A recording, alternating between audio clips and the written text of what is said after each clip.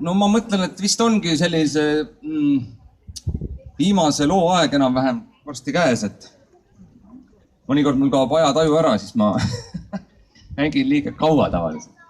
Ma täna püüan õigeaegselt oma lugudega valmis saada, sest et juba veerand 6 Sädepargis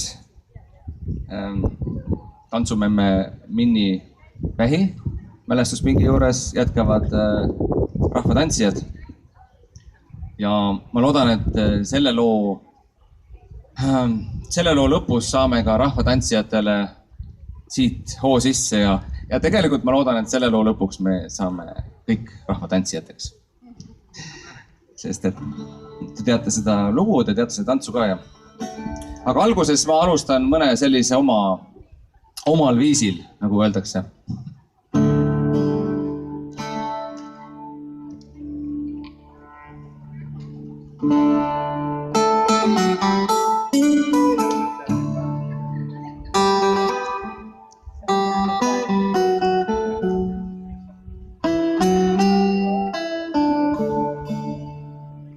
Aga milleks omal viisil, kui meil on olemas nii palju ilusaid viise?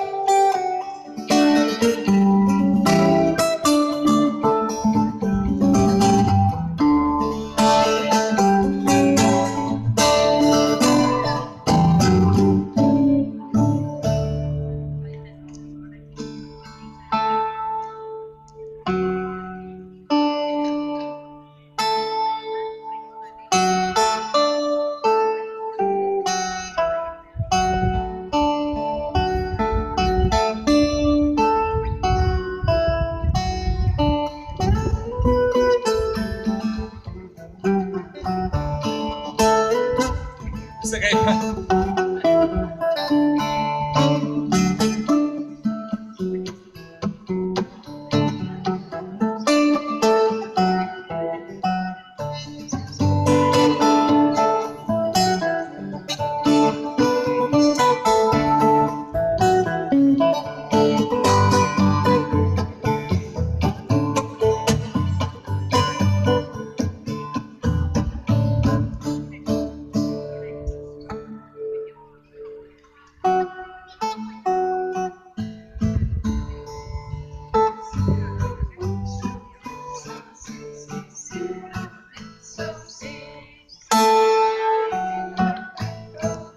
Läks jahedamaks. Sest tavaliselt suvel seda laulu ei laulda.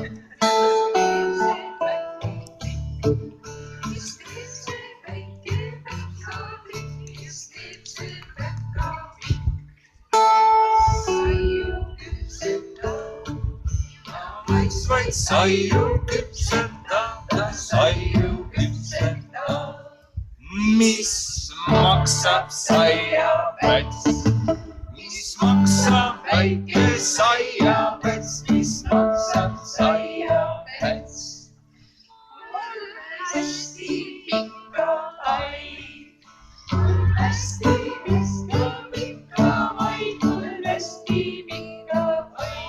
Ja muud ei midagi, ja muud ei mitte midagi, ja muud ei midagi.